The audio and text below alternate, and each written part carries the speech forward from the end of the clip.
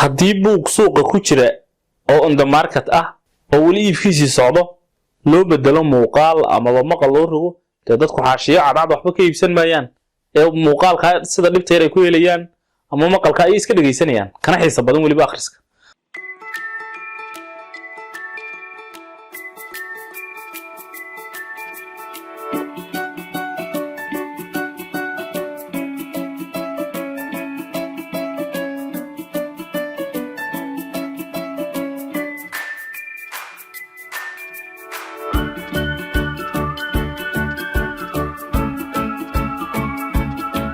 kulanti wacan daawadayaal ku soo dhawaada kanaalka farshaxan. Sidaad ogeydeen daawadayaal waxaan muuqaal ka soo diyaariyay ama qormooyin ka soo qaatay buugga uu qoray Fariid Alfaluuchi ee uu afkeena hooyanay noogu soo turjumay Kamaal Axmed Cali Kamaal Marjaan oo ah General Manager-ka Wargeyska Afrika ayaan qormooyin ka soo qaadanay. Qormooyinkaasi saddex qormo ayaan ka soo qaatay.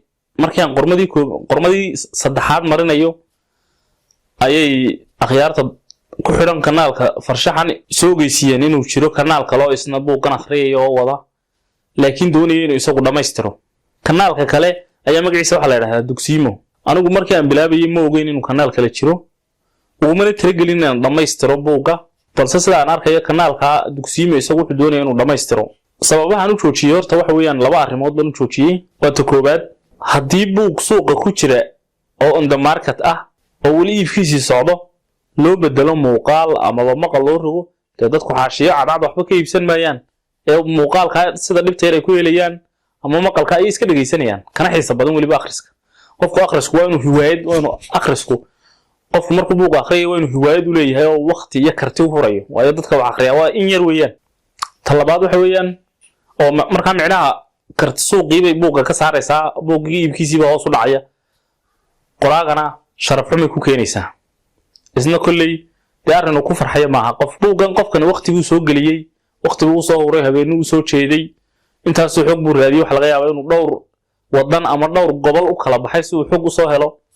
marka ta koobaad waxa weeyaan buugga oo suuqa ka baxaya iibkiisu inuu talabaad waa kanaalka Dugsiimo ayaan uga tanaasulay.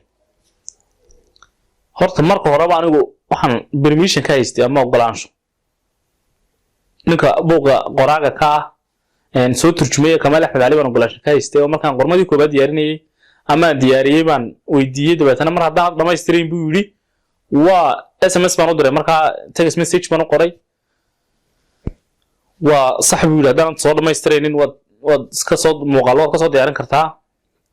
markaan marka horena waxaan ugu talagalay ugu badnaan 6 barnaamij inaan ka soo diyaariyo meelaha ugu xasaasisan ee qisada basaasada ugu macaan tahay waa buugga Amiin Al-Mufti oo buug aad u qisa macaan basaasadii carbeed ay yuhuud u shaqeynaysa ka sheekeynaysa Amiin Al-Mufti ee qarnigii na dhaafay 20aad.